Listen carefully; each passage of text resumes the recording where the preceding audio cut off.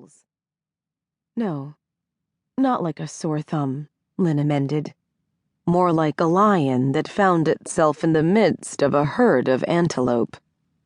His utter stillness and watchful alertness seemed slightly ominous amidst the sea of idly chatting, well-heeled patrons.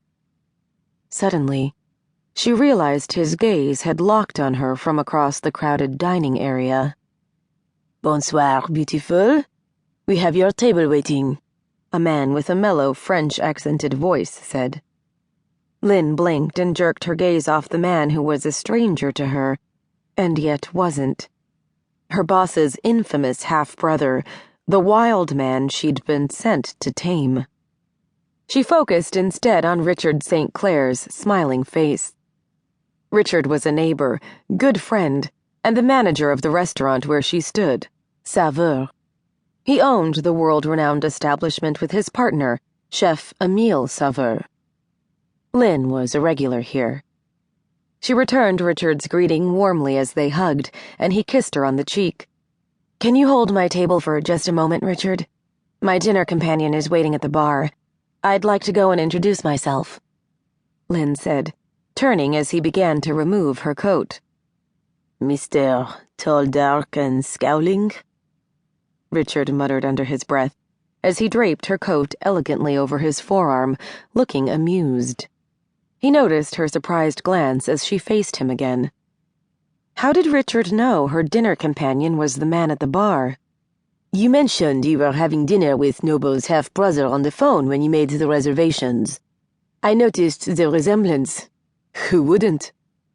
I can't wait to hear the full story behind this little scenario," Richard said with a mischievous glance in Kam's direction.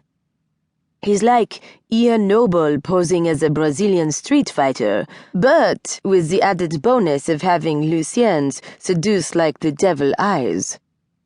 Lynn stifled a laugh at the apt description. Richard was good friends with Lucien Leno also, Kam and Ian's other half-brother. He'd undoubtedly heard part, if not all, of Kam's story from Lucien. "He's actually cleaned up quite nicely," Lynn murmured. Not 6 months ago, the people from the village near where he lived thought him homeless and mad, when he's truly brilliant and extremely focused, she added, her head lowered. She smoothed her expression, acutely aware of Kam's sharp gaze still cast in her direction. "He hardly seems like a vagrant, but he has been sitting at the bar, looking like he's been chewing nails for the past 10 minutes. Victor doesn't know if he's scared to death of the man or in love with him," Richard said under his breath, referring to the bartender serving Kam. Indeed, Victor was surreptitiously studying the tower of whiskered, glowering brawn seated at the bar, with a mixture of wariness and stark admiration as he dried a glass. Lynn threw her friend a repressive, amused glance, and walked over to meet Ian's brother.